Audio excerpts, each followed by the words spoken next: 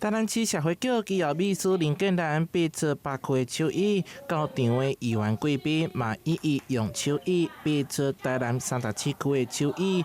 台南市聽障體育運動協會出版一本《台南400年來以手藝為語言核心的文化地圖冊》，靜靜說府城。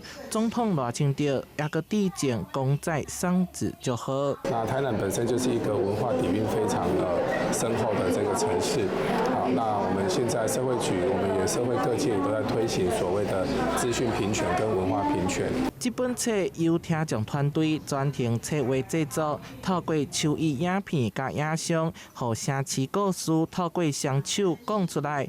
內面包括3大主題，有台南地區名字、聽障奧運、12生相，攏會當搭配着 QR code 來閱讀觀看。聾人的資訊平權這一塊其實非常的重要。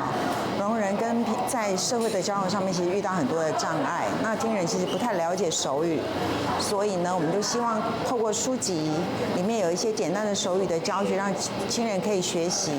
好，那所以說，比如說有些老師也可以教導學生學習。目前手藝已經列作國家語言發展法，市面上的手藝冊大部分攏是以日常對話思慮為主。協會希望這本冊在聽無聲音的世界當中傳達在地文化。